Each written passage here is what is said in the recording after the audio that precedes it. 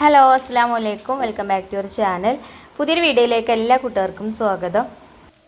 അപ്പോൾ എല്ലാവർക്കും സുഖമാണെന്ന് വിചാരിക്കുകയാണ്. അൽഹംദുലില്ലാ ഞങ്ങൾക്കും സുഖമാണ് കേട്ടോ. അപ്പോൾ നമ്മൾ കഴിഞ്ഞ വീഡിയോക്കൊക്കെ നിങ്ങൾ തന്ന സപ്പോർട്ടിന് ഒരുപാട് നന്ദിയുണ്ട്. അതുപോലെ തന്നെ നമ്മളെ തുടർന്നുള്ള വീഡിയോസിനും നിങ്ങളെ സപ്പോർട്ട് ഉണ്ടാവുമെന്ന് പ്രതീക്ഷിക്കുകയാണ്. അപ്പോൾ നമുക്ക് ഇന്നത്തെ വീഡിയോ ഒന്ന് കണ്ടോ കേട്ടോ. ഇന്ന് അത്യാവശ്യം നല്ല നേരത്തെ തന്നെ എണീറ്റിട്ടുണ്ടേനും. അപ്പോൾ നമ്മളെ സുബഹ്സ്കാരം ഒക്കെ കഴിഞ്ഞതിന് ശേഷം കിച്ചണിൽ വന്നത് ബ്രേക്ക്ഫാസ്റ്റ് റെഡിയാക്കി എടുക്കുകയാണ് കേട്ടോ. നമ്മൾ ചീയപ്പാണ് ബ്രേക്ക്ഫാസ്റ്റ്. ഇതിക്ക് കറി ചട്നിയാണ് കേട്ടോ ഉണ്ടാക്കുന്നത്. തേങ്ങ അരച്ചിട്ടുള്ള ചട്നി ഉണ്ടല്ലോ, തേങ്ങ ചട്നി, അതുമാണ് കേട്ടോ ഉണ്ടാക്കിയിട്ടുള്ളത്. അപ്പോൾ ഇന്ന് നമുക്ക് കാറ്ററിംഗ് ഉണ്ട്. അപ്പോൾ വേഗം ബ്രേക്ക്ഫാസ്റ്റൊക്കെ റെഡിയാക്കിയിട്ട് വേണം നമുക്ക് അതിൻ്റെ കാര്യങ്ങളൊക്കെ നോക്കാൻ. പിന്നെ മക്കൾക്ക് ട്യൂഷൻ ഉണ്ട്, മദ്രസ ഉണ്ട്, ഓരോ പറഞ്ഞയക്കും വേണം. എന്നാൽ പിന്നെ നമുക്ക് സ്വസ്ഥമായിട്ട് നമ്മളെ ജോലികൾ ചെയ്യാമല്ലോ. അങ്ങനെ കുട്ടികൾക്ക് ചായയൊക്കെ കൊടുത്തിട്ടോ. കുട്ടികൾക്ക് ചായയൊക്കെ കൊടുത്ത് പിന്നെ ഞാനും ചായയൊക്കെ കുടിച്ച് ഉമ്മാക്കും ചായ കൊടുത്തു. ഉമ്മ 2 ദിവസം ആയിക്കണം കേട്ടോ വന്നിട്ട്. അപ്പോൾ ബ്രേക്ക്ഫാസ്റ്റൊക്കെ കഴിച്ചിട്ട് വേണം നമുക്ക് ചിക്കനൊക്കെ വാങ്ങിച്ച് കൊണ്ടുവരണം. അപ്പോൾ അതിനൊക്കെ പോകണം, കുട്ടികളെ ട്യൂഷന് കൊണ്ടാക്കണം, അങ്ങനെ കുറേ പണികളുണ്ട് കേട്ടോ. അപ്പോൾ എന്തായാലും ബ്രേക്ക്ഫാസ്റ്റൊക്കെ ഉണ്ടാക്കി കുട്ടികൾക്കും കൊടുത്തു, ഞാനും കഴിച്ചു. പിന്നെ നമുക്ക് ബിരിയാണിക്കുള്ള സവാളൻ്റെ തൊലിയൊക്കെ അമ്മ കളഞ്ഞു തന്നിട്ടുണ്ടായിരുന്നു കേട്ടോ. അമ്മ അരിഞ്ഞും ചെയ്തിട്ടുണ്ട് സവാളയൊക്കെ. പിന്നെ അതാ തക്കാളിയൊക്കെ അമ്മ അരിയുന്നുണ്ട്. പിന്നെ ഇതിൻ്റെ ഇടയിൽ ഞാൻ പോയിട്ട് ചിക്കനൊക്കെ വാങ്ങിച്ചു വന്ന്. അപ്പോൾ ഞാനതൊന്നും വീഡിയോയിൽ കാണിച്ചിട്ടില്ല കേട്ടോ. നമ്മളെപ്പോഴും ഈ കാറ്ററിങ്ങിൻ്റെ വീഡിയോ അങ്ങനെ കാണിക്കുമ്പോൾ നിങ്ങൾക്ക് ബോറടി ആക്കാരം. ഇന്നും നമുക്ക് ചിക്കൻ ബിരിയാണിക്കുള്ള ഓർഡർ ആട്ടോ കിട്ടിയിട്ടുള്ളത്. 3 കിലോ ചിക്കൻ ബിരിയാണിക്കുള്ള ഓർഡറാണ് കിട്ടിയിട്ടുള്ളത്. അപ്പോൾ മസാലയൊക്കെ ഞാൻ റെഡിയാക്കിയിട്ടുണ്ട്. സാധാരണ നമ്മൾ ഉണ്ടാക്കുന്ന രീതിയിൽ തന്നെയാണ് കേട്ടോ. അപ്പോൾ ഇന്ന് ബിരിയാണി മസാല ഒന്നും പൊടിച്ചെടുക്കാനില്ല, അതൊക്കെ നമ്മളെ കയ്യിൽ തന്നെ ഉണ്ടായിന്. ഇങ്ങനെ അടുപ്പിച്ചടുപ്പിച്ച് കാറ്ററിങ് കിട്ടുമ്പോൾ കുറച്ച് സാധനങ്ങളൊക്കെ നമ്മളടുത്ത് ഉണ്ടാവും. അപ്പോൾ പിന്നെ ബാക്കിയുള്ളതൊക്കെ വാങ്ങിച്ചാൽ മതിയാവും കേട്ടോ. അപ്പോൾ മസാലയൊക്കെ റെഡിയായി. പിന്നെ ചോറും വറ്റിച്ചെടുത്തിട്ടുണ്ട്. പിന്നെ ദം ചെയ്തെടുക്കാനുള്ളൂ. അപ്പോൾ ഞാനത് ദം ചെയ്തെടുക്കുകയാണ് കേട്ടോ. ഉണ്ടല്ലോ നമ്മളെ ബാഡ് കമൻറ്റ് ഇടുന്ന ആളുണ്ടല്ലോ, കുറേ വീഡിയോസിൽ ഓരോ ബാഡ് കമൻറ്റും കാര്യങ്ങളൊക്കെ ഉണ്ടായിന്. ഓരോത് മാത്രമേ ഉണ്ടാവുള്ളൂ കേട്ടോ. വേറെ ആരും അങ്ങനെ ബാഡ് കമൻറ്റൊന്നും നമുക്ക് ഇടലില്ല.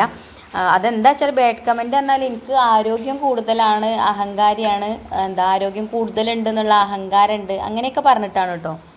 അപ്പോൾ അത് ഫേക്ക് ID എന്നാണ് വരുന്നത്. അപ്പോൾ ഞാൻ ആ ID ഒന്ന് കണ്ടുപിടിച്ചാൽ ആരാണ് നമുക്ക് അറിയാൻ പറ്റും കേട്ടോ. സൈബർ സെല്ലിൽ കൊടുത്തു കഴിഞ്ഞാൽ അങ്ങനെ നമുക്ക് ഇപ്പോൾ ഒരാളെ വീഡിയോ കണ്ടാണ്ട് ആ വീഡിയോനെ കുറിച്ചിട്ടുള്ള അഭിപ്രായങ്ങൾ കമൻറ്റ് ചെയ്യുക. അതിനിപ്പോൾ പോസിറ്റീവ് ആണെങ്കിലും നെഗറ്റീവ് ആണെങ്കിലും കമൻറ്റ് ചെയ്യുക, അതിന് കുഴപ്പമൊന്നുമില്ല. പക്ഷേ ഒരാളെ കുറിച്ചിട്ട് ഇങ്ങനെ അവർക്ക് ബുദ്ധിമുട്ടാണ് രീതിയിലുള്ള വർത്താനമൊക്കെ വെറുതെ പറയേണ്ട ആവശ്യമൊന്നുമില്ല. അങ്ങനെയൊക്കെ പറഞ്ഞു കഴിഞ്ഞാൽ നമുക്ക് ബുദ്ധിമുട്ടാണെന്ന് തോന്നുകയാണെങ്കിൽ നമുക്ക് അങ്ങനെ പരാതിയും കാര്യങ്ങളൊക്കെ കൊടുക്കുകയൊക്കെ ചെയ്യാം കേട്ടോ. അപ്പോൾ ഞാനത് ഇന്നലെ ഓരോ കമൻറ്റിന് താഴെ പറഞ്ഞിട്ടുണ്ടായിന്, റിപ്ലൈ കൊടുത്തിട്ടുണ്ടായിന്. ഞാനൊന്ന് നോക്കട്ടെ, നിങ്ങൾ ആരാണെന്ന് എനിക്ക് കണ്ടുപിടിക്കാൻ പറ്റുമല്ലെന്ന് നോക്കട്ടെ എന്ന് പറഞ്ഞിട്ടുണ്ടായിന്. അപ്പോൾ ഞാൻ അതിനുള്ള കാര്യങ്ങളൊക്കെ നോക്കാൻ നിന്നപ്പോൾ തന്നെ ഓരോ കമൻറ്റൊക്കെ ഡിലീറ്റാക്കി പോയിട്ടുണ്ട് കേട്ടോ. ഒരു ഡിലീറ്റാക്കി പോയാലും എൻ്റെ അടുത്തുണ്ട്, അതിൻ്റെ സ്ക്രീൻഷോട്ടും കാര്യങ്ങളൊക്കെ ഞാൻ എടുത്ത് വെച്ചിട്ടുണ്ട്. അപ്പോൾ എന്തായാലും ഞാൻ ഡിലീറ്റ് ആക്കിയതല്ല കേട്ടോ. അപ്പോൾ നിങ്ങൾ വിചാരിക്കും ഞാൻ ഡിലീറ്റ് ആക്കിയതാണ്. ഞാൻ നിങ്ങൾ ആരും ബാഡ് കമൻറ്റ് ഇടുകയാണെങ്കിലും നല്ല കമൻറ്റ് ഇടുകയാണെങ്കിലും അത് വായിച്ച് അതിന് റിപ്ലൈ തരിക എന്നല്ലാതെ ആരതും ഞാൻ ഡിലീറ്റ് ആക്കലില്ല കേട്ടോ. പിന്നെ നമ്മളൊരു കമൻറ്റ് ഇട്ട് കഴിഞ്ഞാൽ അതിൻ്റെ താഴെ അഭിപ്രായങ്ങളൊക്കെ ഇപ്പോൾ ആ ഒരു കമൻറ്റിൻ്റെ താഴെ കുറേ ആൾക്കാർ പറഞ്ഞിട്ടുണ്ട്. അപ്പോൾ ആ ഒരു കമൻറ്റൊന്നും അതിൽ കാണാത്ത അതാണ്. ഓരോ ഇട്ട കമൻറ്റിനല്ലേ നമ്മളെല്ലാവരും റിപ്ലൈ കൊടുത്തത്. അപ്പോൾ ഓരോ ഡിലീറ്റ് ആക്കി പോയാൽ അത് മൊത്തത്തിലായിട്ടായിരുന്നു പോകും.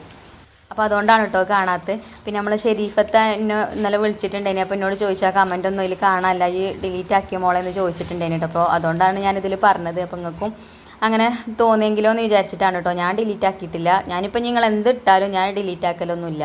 പിന്നെന്താ, ഞാൻ ഈ ഒരു കാറ്ററിംഗ് ഒക്കെ ചെയ്യുന്നത് എൻ്റെ ഇഷ്ടത്തിന് ഞാൻ ചെയ്യുന്നതാണ്, അല്ലാതെ എന്നെ ആരും നിർബന്ധിപ്പിച്ച് ചെയ്യിപ്പിക്കണതും അല്ല. എൻ്റെ ഹസ്ബൻഡും മക്കളും അതേപോലെ തന്നെ എൻ്റെ ഹസ്ബൻഡിൻ്റെ വീട്ടുകാരൊക്കെ സപ്പോർട്ടാണ് എനിക്ക്. പിന്നെ എന്തിനാണ് ഞാൻ വേറെ ആളെ പേടിക്കണതില്ലേ.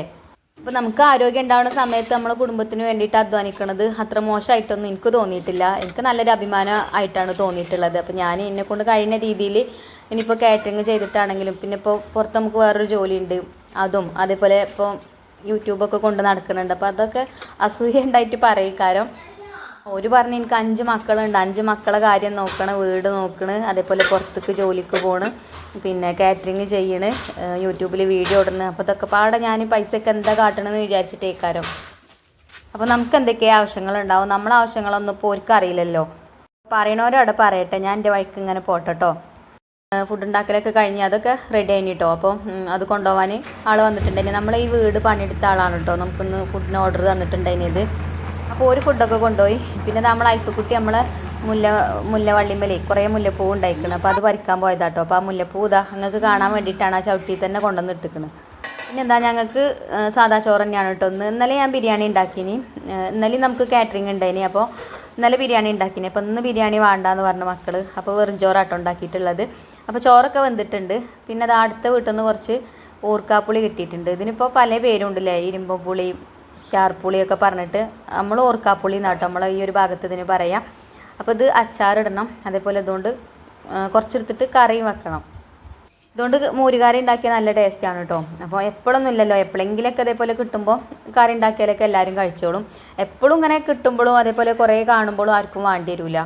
ഞാനത് നല്ലോണം കഴുകിയെടുത്ത് അതിൻ്റെ ആ പൂവും ഒക്കെ കളഞ്ഞ് നല്ല വൃത്തിയാക്കി എടുത്തിട്ടുണ്ട്. അതാ ആ 2 തലയൊക്കെ കട്ട് ചെയ്ത് കളഞ്ഞ് ഈ ചട്ടിയിലുള്ളത് നമുക്ക് കറി ഉണ്ടാക്കാനാണ് കേട്ടോ. പാത്രത്തിലുള്ളത് അച്ചാറിടാനും മാറ്റി വെച്ചിട്ടുണ്ട്. അപ്പോൾ ആദ്യം ചോറിന് കറി ഉണ്ടാക്കുക.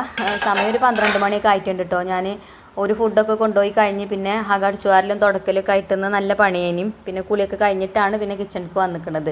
അപ്പോൾ വേഗം കറിയൊക്കെ ഉണ്ടാക്കി കുട്ടികൾക്ക് ചോറൊക്കെ കൊടുക്കാമെന്ന് വിചാരിച്ച് നമ്മളെ ഇരുമ്പുളി ഉണ്ടല്ലോ, അത് ഞാൻ ഇതുമ്പോൾ ചെറുതായിട്ട് വെള്ളമൊക്കെ ഉണ്ട് കേട്ടോ. അപ്പോൾ അച്ചാർ ഇടാനുള്ളത് ആ വെള്ളമൊക്കെ ഞാൻ ഒരു തുണി വെച്ചിട്ട് നല്ലോണം തുടച്ചെടുത്തിട്ടുണ്ട്. അപ്പോൾ അത് അരിയാൻ ഐഫക്കുട്ടി ഉണ്ട് കേട്ടോ. അവിടെ ഐഫക്കുട്ടി ഇമ്മ അവിടെ ഇരുന്നിട്ട് അത് അരിയുന്നുണ്ട്. അപ്പോൾ ഞാൻ കറി ഉണ്ടാക്കാനും വേണ്ടിയിട്ട് നിന്ന്. അപ്പോൾ ഇത് ഇതേപോലെ ഇങ്ങനെ വട്ടത്തിലാക്കിയിട്ടോ ഞാൻ അരിഞ്ഞെടുക്കുന്നത്. നമ്മളെ ഇഷ്ടമുള്ള ഷേപ്പിന് അരിഞ്ഞെടുക്കുക.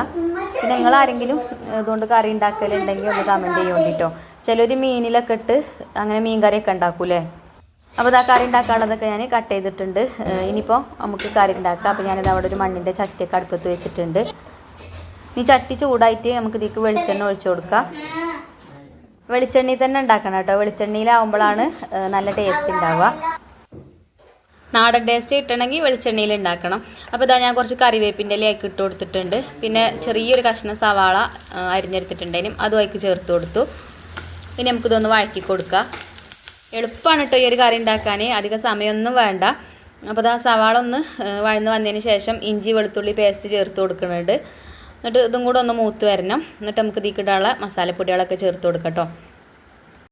പിന്നെ എരിവിന് പച്ചമുളക് വേണമെങ്കിൽ ചേർത്ത് കൊടുക്കുക. ഞാൻ മുളക് പൊടി ചേർക്കുന്നുണ്ട്. അപ്പോൾ അതുകൊണ്ട് ഇപ്പോൾ പച്ചമുളക് ഇപ്പോൾ ചേർക്കണില്ല.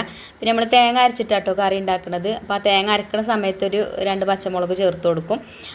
പിന്നെ അതാ ആവശ്യത്തിന് ഉപ്പൊക്കെ ഇതിലേക്ക് ചേർത്ത് കൊടുത്ത് ഇപ്പോൾ ഇതാ സവാളയൊക്കെ മൂത്ത് വന്നിട്ടുണ്ട് കേട്ടോ. ഇനി നമുക്ക് ഇതിലേക്കുള്ള മസാലപ്പൊടികൾ ചേർത്ത് കൊടുക്കുക. അപ്പോൾ ഞാനിതാ 1 സ്പൂൺ മുളക് പൊടി ചേർത്തിട്ടുണ്ട്.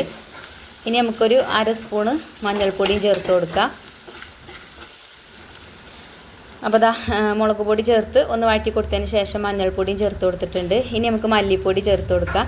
മല്ലിപ്പൊടി ഞാനൊരു 1.5 സ്പൂൺ മല്ലിപ്പൊടി ചേർക്കുന്നുണ്ട്.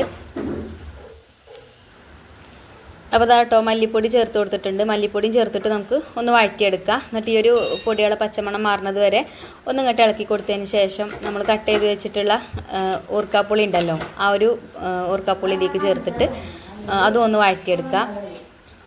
ഇതിനങ്ങനെ അധികം വേവൊന്നുമില്ല കേട്ടോ, ഇത് തിളച്ചാൽ വേവും. പിന്നെ ഇതും കൊണ്ട് തന്നെ പുളിഞ്ചി ഉണ്ടാക്കൂലേ, ഞാൻ ഉണ്ടാക്കിയിട്ടില്ല കേട്ടോ. ഞാൻ ഓരോ വീഡിയോയിലൊക്കെ കണ്ടിട്ടുണ്ട് പുളിഞ്ചിയൊക്കെ ഉണ്ടാക്കണത്. അപ്പോൾ ഇനി കിട്ടുമ്പോൾ ഇൻഷാ അല്ലാ പുളിഞ്ചി ഉണ്ടാക്കണം. ഇതിപ്പോൾ നമുക്ക് അച്ചാറിടാനും കറി വെക്കാനും തന്നെ ഉള്ളൂ കേട്ടോ.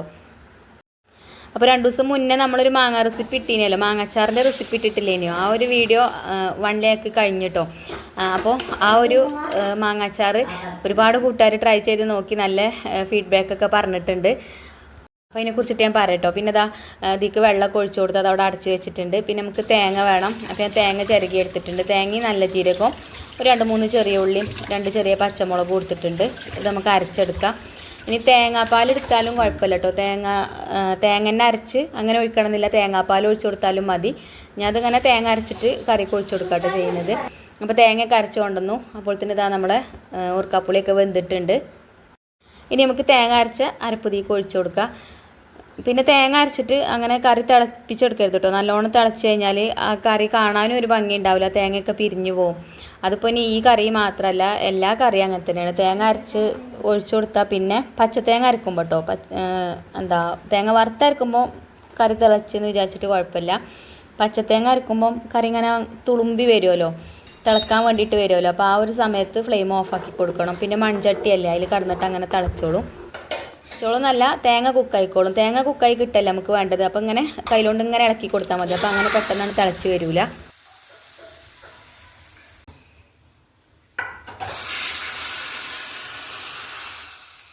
അങ്ങനെ കറിയൊക്കെ ഇതാ തൂമിച്ചെടുത്തിട്ടുണ്ട്. ഇനി നമുക്കൊന്ന് അടച്ച് വെക്കാം കേട്ടോ. അടച്ച് വെച്ചിട്ട് കുറച്ച് കഴിഞ്ഞിട്ട് തുറന്ന് നോക്കുമ്പോഴാണ് കറി കാണാനും ഭംഗി ഉണ്ടാവുക. ആ ഒരു കടുകിൻ്റെയൊക്കെ ഫ്ലേവർ നല്ലോണം ആ കറിക്ക് അങ്ങോട്ട് ഇറങ്ങിക്കോട്ടെ കേട്ടോ. ഇന്നത്തെ ചോറിനുള്ള കറി ആയിട്ടുണ്ട്. ഇനി നമുക്ക് മീൻ പൊരിച്ചെടുക്കണം. മത്തി മീനുണ്ട് കേട്ടോ, ഉപ്പും മുളകൊക്കെ തേച്ച് വെച്ചത് ഫ്രിഡ്ജിൽ.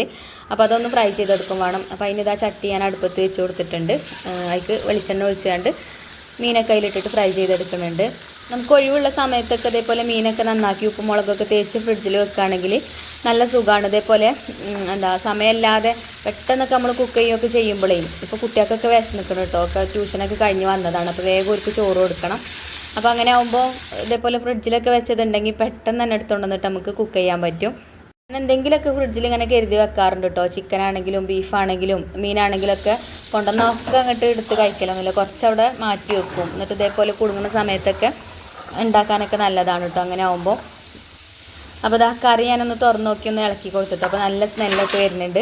അപ്പോൾ കുഴപ്പമൊന്നുമില്ല ഇനി കേട്ടോ, കറിയൊക്കെ നല്ല ടേസ്റ്റ് ഉണ്ട്. ഇനി ഈ പുളിങ്കറിയൊക്കെ ഇഷ്ടപ്പെടുന്ന ആൾക്കാർക്ക് നല്ല ഇഷ്ടമായിക്കാറ് കേട്ടോ. അങ്ങനത്തെ കറി നല്ല പുളി ഉണ്ട് കേട്ടോ. അപ്പോൾ നല്ല ജീരകമൊക്കെ ചേർത്ത് കൊടുത്തുകൊണ്ട് ഒരു മോര് കറിൻ്റെ ആ ഒരു ടേസ്റ്റൊക്കെ ഉണ്ട്. അപ്പോൾ ഇതാ ചോറൊക്കെ വിളമ്പി കൊടുക്കാണ് കുട്ടികൾക്കൊക്കെ. അപ്പോൾ നമ്മൾ ഓർക്കാപ്പുളി വെച്ചിട്ടുള്ള കറിയും അതേപോലെ തന്നെ ഒരു മാങ്ങ ചമ്മന്തി ഉണ്ടാക്കിനി കേട്ടോ 10 മണിക്ക് കഞ്ഞി കുടിക്കാൻ വേണ്ടിയിട്ട്. അപ്പോൾ ആ ഒരു മാങ്ങ ചമ്മന്തിയും പിന്നെ നമ്മൾ പൊരിച്ചെടുത്ത മീനുണ്ടല്ലോ അതൊന്നും, ഇതൊക്കെ തന്നെയാണ് കേട്ടോ ഇന്നത്തെ കൂട്ടാൻ. അപ്പോൾ ഈ ഓർക്കാപ്പുളി വെച്ചിട്ടുള്ള കറി ടേസ്റ്റ് ഉണ്ടേനി. ഇത് ഞാൻ കുറേ മുന്നേ കഴിച്ചതാട്ടോ, എപ്പോഴൊന്നും കഴിച്ചതല്ല. അതേപോലെ ഇതിൻ്റെ കൂട്ടത്തിൽ ഒരു മോരിൽ മുക്കി പൊരിച്ച മുളകുണ്ടല്ലോ അത് കൊടുത്തിട്ടുണ്ട്. ഇത് ഇവിടുത്തെ അമ്മ മോരിൽ മുക്കി ഉണക്കിയതേനി കേട്ടോ. അപ്പോൾ ഉമ്മ തന്നതേനി. ഇങ്ങനെ എപ്പോഴേലൊക്കെ ചോറൊക്കെ കഴിക്കുന്ന സമയത്ത് ഇങ്ങനെ പൊരിച്ച് കഴിക്കുമ്പോൾ നല്ല ടേസ്റ്റാണ്, അപ്പോൾ ഒന്ന് ഉണ്ടാക്കി വെക്കോണ്ടി എന്നൊക്കെ പറഞ്ഞ് തന്നതേനി കേട്ടോ.